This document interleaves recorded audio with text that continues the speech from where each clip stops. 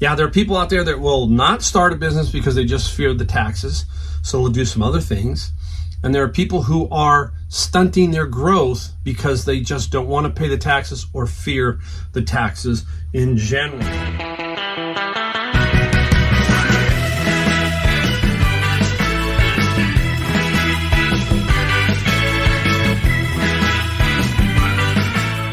Welcome everybody, it's Mike again in the garage, and today we've got a video on the dreaded taxes. Yes, we're going to talk about taxes. A lot of people ask me questions about taxes, and we're coming up upon April 15th, and we're going to talk about it today. We're going to talk a little bit about some things that I think about. We're going to give you 12 things that can really upset the apple cart, okay?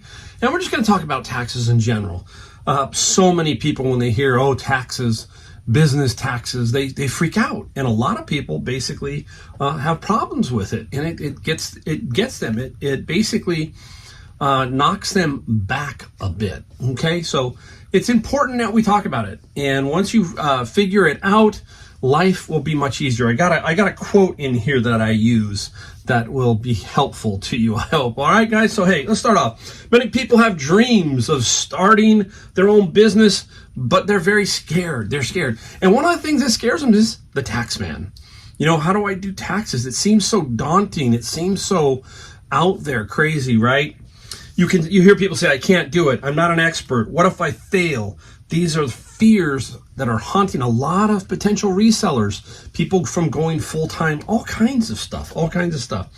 The idea of owning your own company and overseeing your own destiny is attractive to many, but the thought can be scary at times because there are so many things that could go wrong.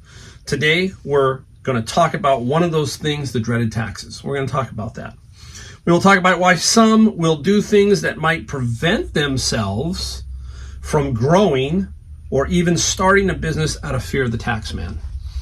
Yeah, there are people out there that will not start a business because they just fear the taxes, so they'll do some other things.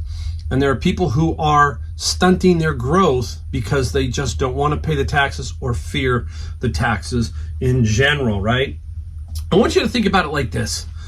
If you have a job and you're making $100,000 a year, every 2 weeks, the taxes come out of your check, either state or federal because some states don't have state taxes. So at the end of the year, you got $100,000 you started with, and the tax man and Social Security, all that stuff, they took out, let's say, $30,000. You're left with $70,000. Now the businessman is in the same boat, but the business guy is basically either going to have to pay quarterly, yearly. Okay, that's how they pay them. They still have to pay the Social Security. They call that the self-employment tax, all that kind of, all these kind of crazy little taxes you pay. But people fear it and they go, oh, wow, it's nuts. So in reality, maybe the businessman makes $100,000 profit, and at the end of the year, he owes $30,000. Basically the same that the working guy who made $100,000 does. Now, the businessman has one thing that the other guy doesn't have, and that's a little bit more freedom, which you cannot put a price on. Freedom. So basically that person who owns the business can choose his vacations, choose that he's sick, he doesn't want to go in, or he's got to do something. That's what I'm talking about, okay? Yes, owning your own business does tie you down sometimes, especially if you have a physical building, employees and stuff like that. But for me, being a reseller, I'm basically a one-man show. I make the rules as I go along, and that's a lot of fun. All right, now there's some questions. We're going to talk about stuff in general that a lot of people ask me. Hey, Mike, are you an S corporation? What do you file as? I file as a sole proprietor right now. I'm not an S corp. I'm not a corp. I was with my bigger business. If you've watched my channel long enough, you know that I owned a furniture store, and it did millions of dollars a year in business. I had employees. I had a lot of different things. So at that point, I was a corporation. There were some tax benefits to me, and there may be some tax benefits to you. You always have to check with a CPA. I'm here not to give you advice. I'm here to tell you some things that I have seen, okay, over my time that you need to watch out for. Don't fall into these pitfalls, that kind of thing. So just keep that in mind, please. I'm not giving you advice. It is just my experience. Also, talk to your CPA. There are many advantages to everything. Okay, I will give you, a lot of people go, well, doesn't a corporation protect you against some things? Yes, a corporation can basically help you in some areas, but it doesn't help you in all. And I will give you an example really quick why the bigger corporations, and if I'm a corporation, and let's say Starbucks is a corporation, we're both corporations, okay? Now, I don't have nearly the leverage that a Starbucks has. And I'm going to use it in the context of leasing a building. Now, when I go to lease a building, when I did, I was forced. I had no real choice but to guarantee personally that money on the lease. I was a corporation. You can try and sign as a corp, but in that instance, they force you to sign personally. Now, Starbucks, Starbucks is a huge corporation with a lot of power and a lot of money. They can almost dictate their lease in general. I have seen Starbucks leases where Starbucks says, I'm going to go to this shopping center, but if this shopping center doesn't perform like I want it to, money-wise, then we have an out of getting out of that particular lease. So there's some very interesting things that these bigger corporations have that we don't have. And that pertains mostly to the buildings and a bunch of other little things. But if you're just a reseller, no, not a whole lot. I'm going to give you a quick example. I always like to give you one story. I had a second store that I had opened. This second store was inland, not far, but probably 4 miles or so inland. Nice area. This was now before the internet. The internet was just getting going, so there wasn't a lot of information we could dig out on the internet. There was some, but not like today. I signed the lease, got the building, and right away I started to have some problems. I was having some issues that truckers were telling me, hey, Mike, this is called an STA route. It was a route that the big 53 footers. Now I'm hauling furniture. We're not using a U-Haul here. We're using 53 footers to haul this furniture in.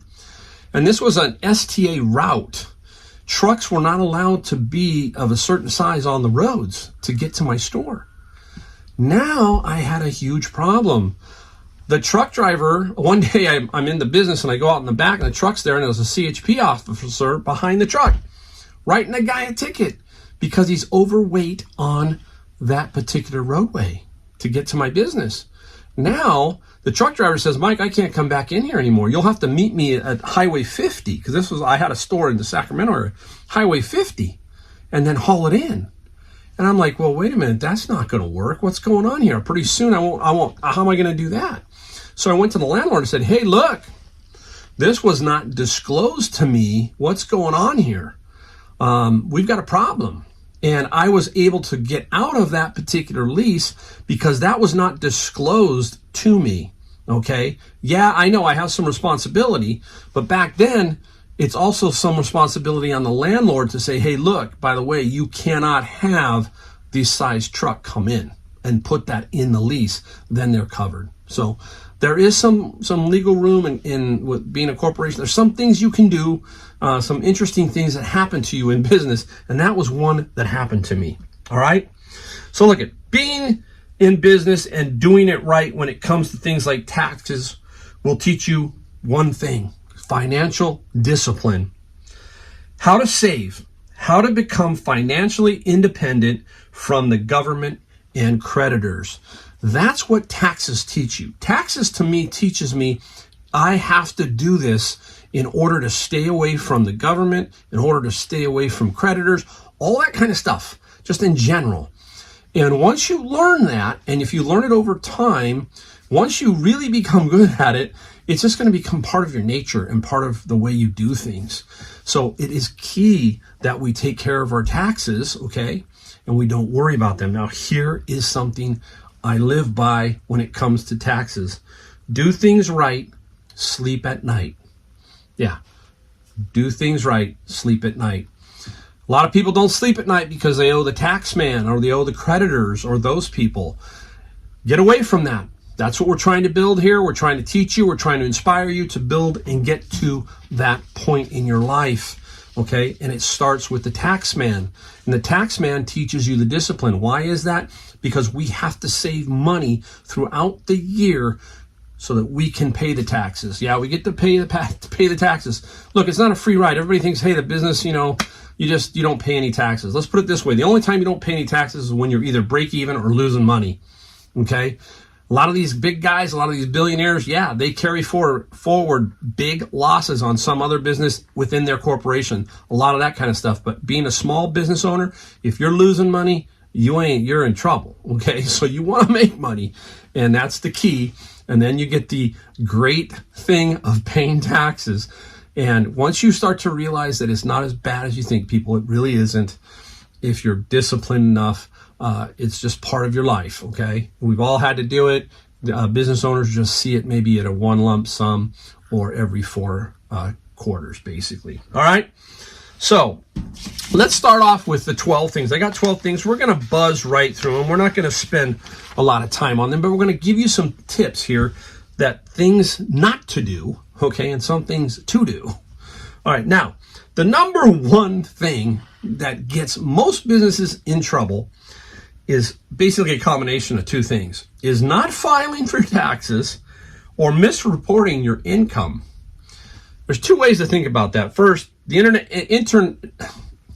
Internal Revenue Service, otherwise known as the IRS, they have ways to see what you're making. It's called a 1099. And a lot of 1099s go out, and that's what the company's reporting to you. Like eBay, for example, they report the entire thing to you, the whole amount. So if it's $100,000, including shipping, fees, everything, you then subtract all the other stuff out. You have to subtract all that other stuff out.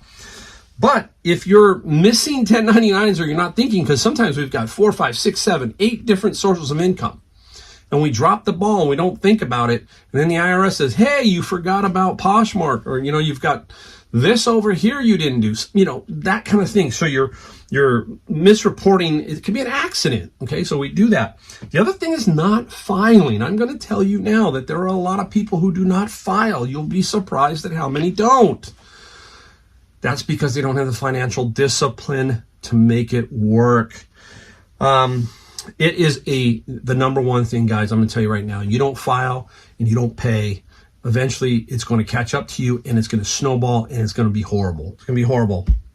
Basically, the penalties for not filing are steep.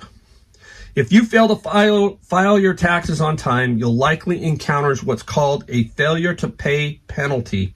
The penalty for failing to file represents 5% of your unpaid tax liability for each month of your return is late, up to 25% of your total unpaid taxes. If you're due a refund, there's no penalty for the failure. One thing you got to do is file. I don't care if you don't pay. Okay, that's fine. I mean, file a tax return, get an extension, something along those lines, but find a way to file. If you don't, let's say you haven't filed for 2 years, that's going to catch you. Because guess what the IRS is going to do? The IRS is going to say, okay, reseller X, I have 2 1099s, and both 1099s add up to $100,000 in gross sales. The IRS isn't going to give you some kind of automatic deduction. They're going to say, okay, we are assuming you made $100,000 profit. Therefore, we're going to tax you at the $100,000 rate. Here's what you owe us. Penalties, interest, and boom, how do you want to proceed? Yikes, right? Yikes. So that is a fear, okay? But that is something you have to have that discipline we talk about. Let's put it this way. How do you get rid of the penalties? Can you get rid of the penalties from the IRS? I believe, don't hold me here, ask your CPA, but I'm pretty sure.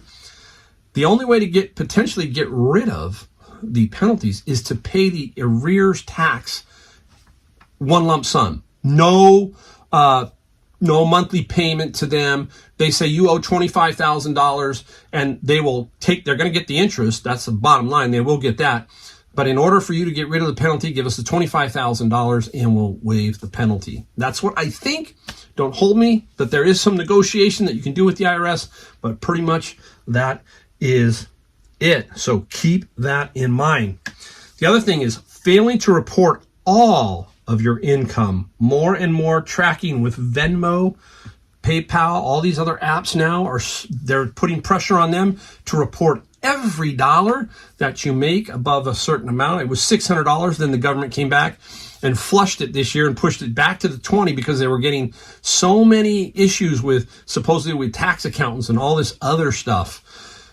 Now, it gets to a point where I get in this gray area for myself. I report everything that I do, okay? And that's what it gets back to. Gets back to my quote, do things right and sleep at night. There are many who don't, and that could end up catching you in a little bit of bother, as they say in the English way. I think a little bit of bother. So failing to report that income can come back to bite you, okay? So keep that in mind. Also, I'll talk about it, I believe, in a little bit later, but it's in my opinion, a way to stunt your growth as a business. So keep that in mind, all right? Here's some other general things we're going to go down. Number 3, attempting to deduct 100% of your meal expenses when you're only allowed 50% allowed, okay? Now, you're allowed travel expenses. See, this is what's great about a business owner like us who are resellers. We can take our reselling road on the show and say, hey, you know what? I'm going to go do a reselling road trip. That means I'm going to go like Hearst Castle.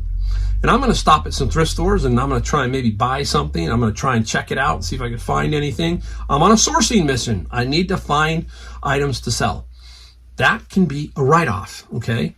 When I was in the furniture business and I had that going, I had annual meetings because I was a corporation. I could have my annual meeting wherever I wanted. I'd have my annual meeting at Disney World, okay? Now, I can't write the whole thing off, but there were portions of that I could write off. So there's some things that you can do to write off. You can work trips around. That's the great thing about owning your business. There are legal ways that you can do things that help your business. So, keep that in mind. And the number one thing that I think that people really mess up on is meals. They go whole hog and think I can write every meal off. No, it doesn't work that way. You've got to, look, the IRS knows what they're doing, guys. And they're getting stronger and stronger with artificial intelligence and stuff that's going on nowadays. Do you not think that they're going to employ let's say, well, how about deploy this artificial intelligence 10 years down the road? I mean, it's going to get crazy. They are going to drill deep. They're going to be able to drill really deep and find a lot of stuff. So get your ducks in a row, as we say, and just don't mess with it. Let's put it that way. All right, number 4, mixing personal and business finances. That's a tough one. Best thing to do there, open up your own bank account, okay? For the business and one for personal. You can just transfer money back and forth. Doesn't matter if you need $10,000 from the business and you put it into your personal, fine. Okay, the bottom line is what you pay at the end of the year. You can transfer money back and forth, but the best thing to do there is to keep them separate. Business accounts don't cost much to set up at the bank. That's a good way to do things. You can intermingle if you use most of your wife's account or something, but basically, really, let's just open up your own little setup there. Next is not having a mileage record. You need to have a mileage record. Yeah, that's the one. Another difference. See, that's the thing, right? Average Joe drives to work. He doesn't get to write off anything on his car. I drive to my work, which is Goodwill, flea markets, garage sales. I'm getting 50 cents plus a mile. I think it's 50 cents. 57. Oh my gosh, 57 cents a mile. I'm getting to write that off, but I got to keep track of that. So you got to have some way of doing that. You can estimate, okay? You can say, hey, 30% of the time I use it for personal and 70% I don't. So at the beginning of the month, you can write down your mileage. And then at the end of the month, do a percentage, that kind of thing. People do use apps. Apps are great, but they can be tedious sometimes. A mileage app, if somebody knows of a good mileage app, let me know down below. I'd like to take a look at one. So there's some other apps maybe people could use. Let us know in the comments. That's what the comments are for on this channel, is to help people, right? So keep track of your mileage. It's a great write-off against your business, but basically helps you with your car. And here's the thing. It doesn't mean you can go right off the oil change, because that's all part of that, or whatever else, the tires. All that stuff is put into the mileage, so you can't double dip, so to speak, on that. All right. What is up next? Oh, not saving enough for retirement or using your business for retirement. Okay. There are several plans depending on if you're a corporation or sole proprietor, all that kind of stuff. There is many plans. So ask your CPA. This is absolutely important. If you're going full time, you're going to need a couple of things that you take for granted sometimes. 401ks for some businesses and medical. Those are the two things you're going to really have to think about, especially if you're younger. Even if you're older, it doesn't matter what age you are really. Older, it can be more. I'm paying $858 a month as a rider onto my wife's insurance because she retired. So still steep. By age 65, I hope that will lower by doing a supplement. So use all the available retirement account options to you as a business owner. There are many. You can salt away a lot of money in some of them. So talk to your CPA. Now, I'm not going to give you advice on that. I'm not going to tell you what I do because I just don't think that, is kind of appropriate. But basically, there's SEPs, there's just all kinds of ways. And this is a huge advantage when it comes to tax time, how you can get that tax bill lower. And this is what I'm talking about, that financial stability, that financial accountability. If you can learn to do that, by the time you're ready to retire, when you get closer to retirement, you're going to go, wow, I did it. And you've put together a nice little program that will make your life that much easier. All right. What do people say? People say strive to save 10 to 20% of your income for retirement. Okay. And they also say for taxes about 25%. So you're talking about 40%. Let's say give it just a minimum of 40%. So let's say that you're doing 100,000 net, just as a number.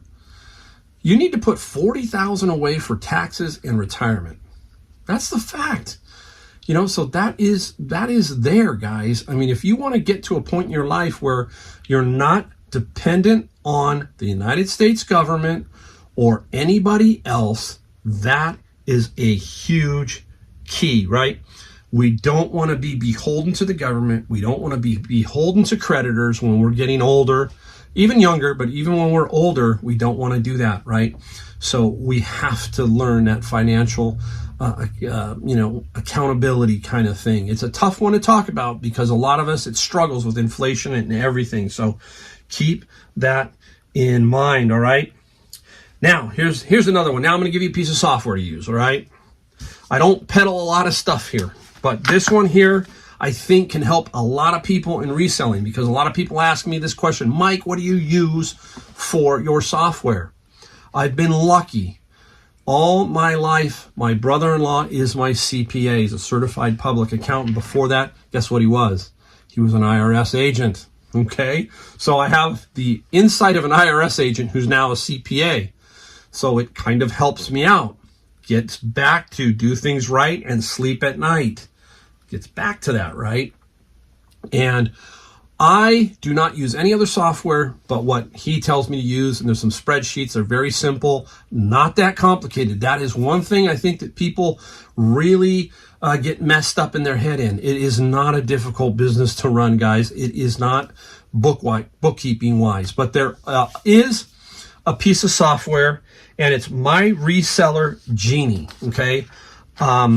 Just started getting introduced to Reseller Genie, My Reseller Genie.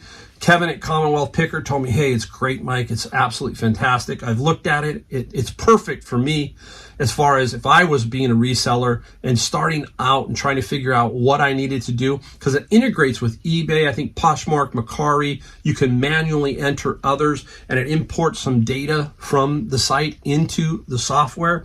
So it's My Reseller Genie. In my description down below, there is a link, an affiliate link.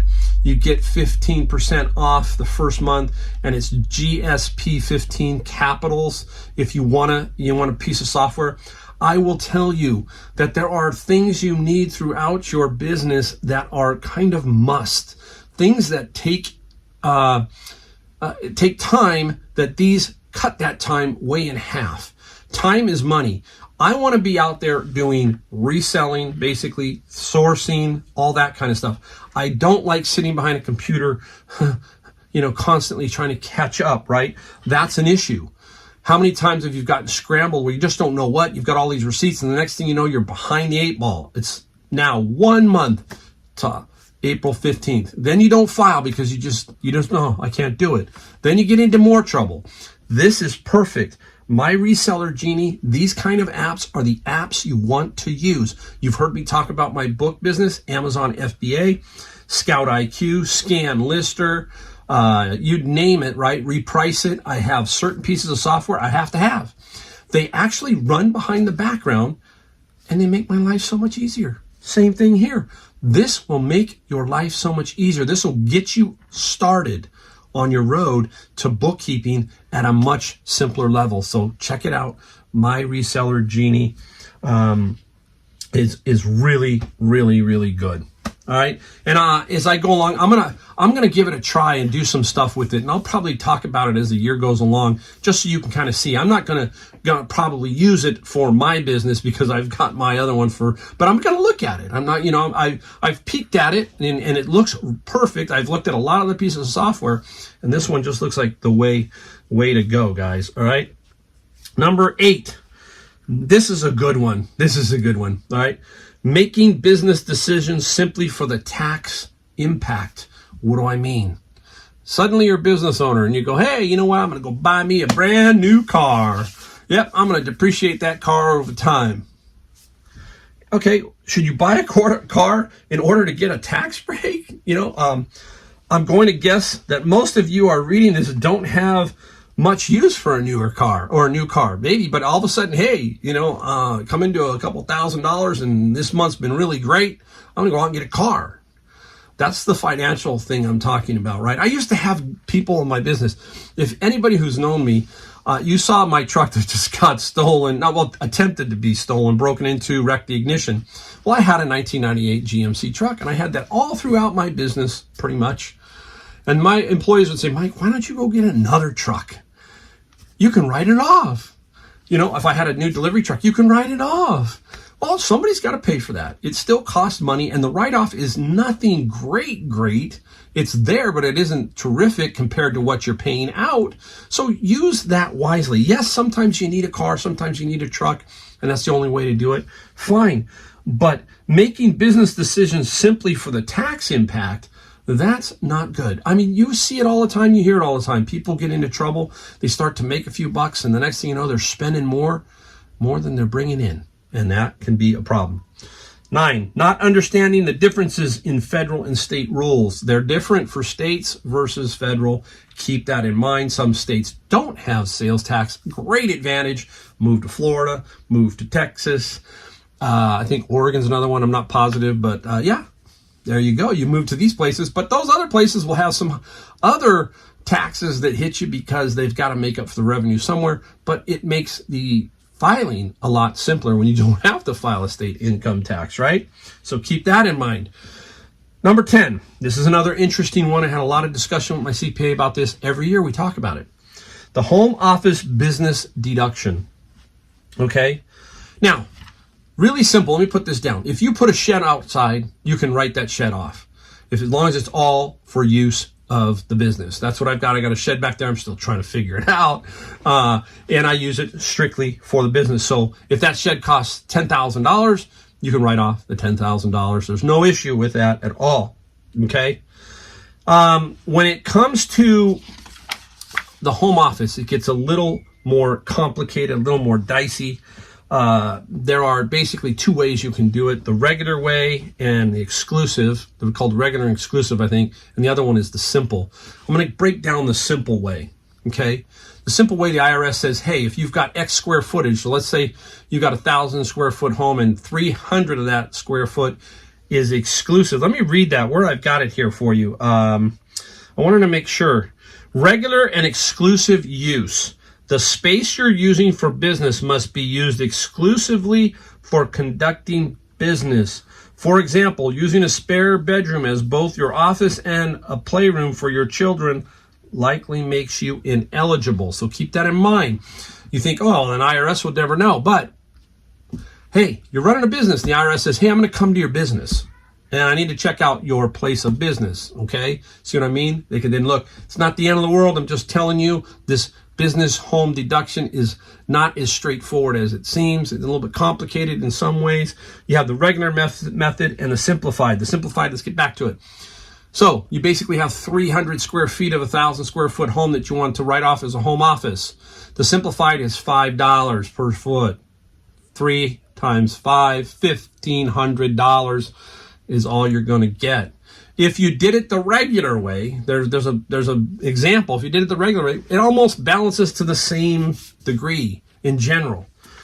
Now, do I take the home office? And I will be flat honest with you on this one. No, I don't. I don't do it. It's not that much. I know some people are going to go, why not, Mike? Why not? Well, there is a portion, I think, of when you do it the regular way, which is you expense out your mortgage and all that other stuff, there is the potential for a capital gains if you ever sell the house. There is a deduction on the simplified side if you sell your house of about $250,000. Don't hold me to that. Check with your CPA on this.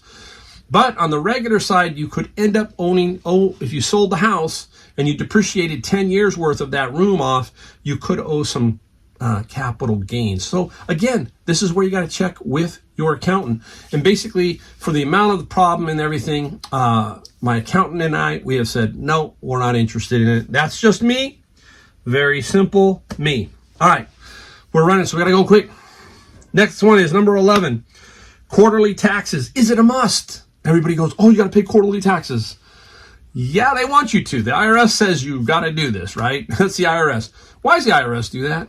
They want their money, okay? They don't care. They want their money, and they'll give you 4 quarters every 3 months for you to pay it in. Basically, they don't want you to be riding on their money for free for the year. They know you're going to owe, let's say, $10,000. They want you to basically pay $2,500 every quarter and take care of that. They're not in the business loaning of money. So they say, okay, there's a penalty. I love that word, penalty. It's a penalty.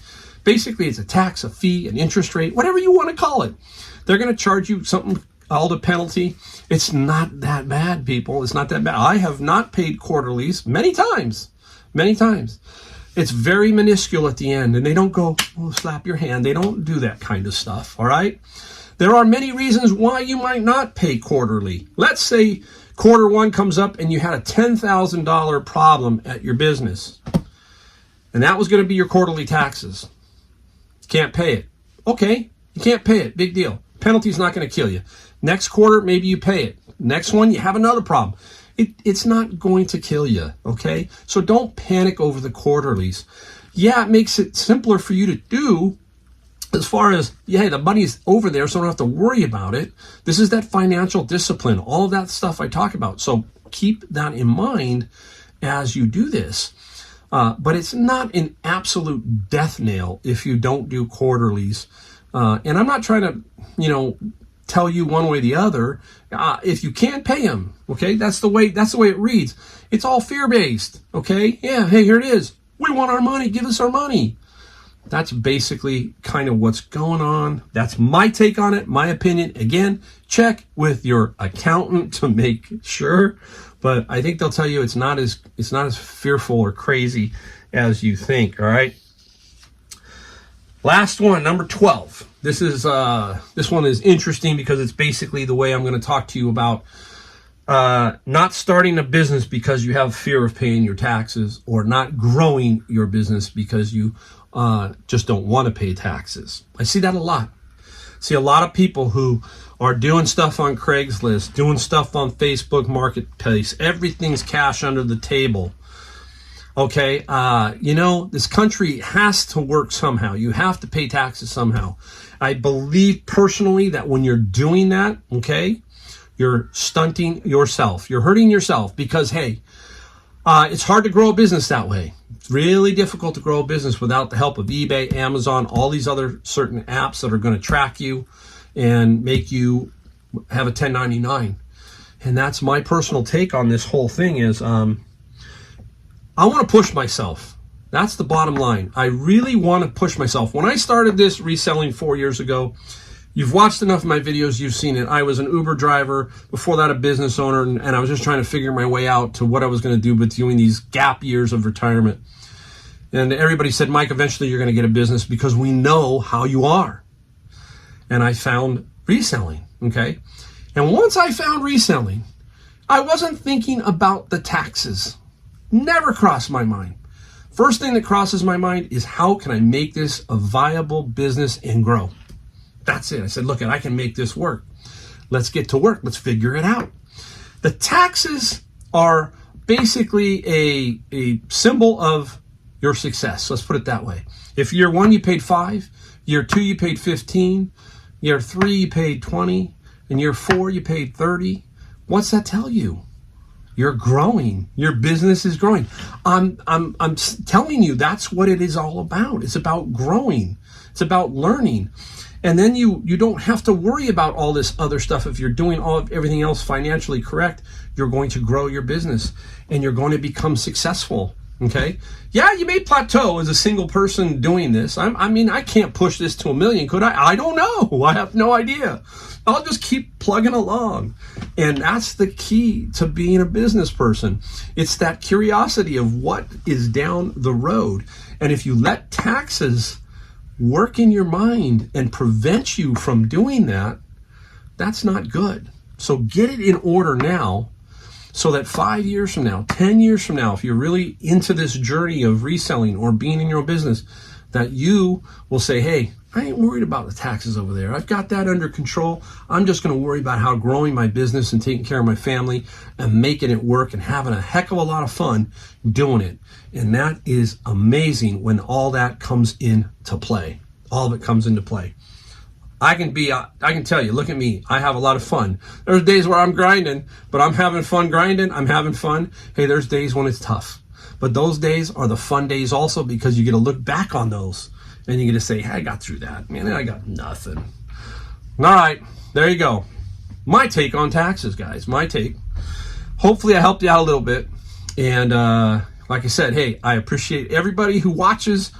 Hit that like, hit that subscribe, especially if you're new. It helps me out. It helps the channel. I'm trying to grow. I'm trying to get my enthusiasm through this phone and through those videos so that you will become successful at reselling. All right, guys, thank you again. See you in the next video.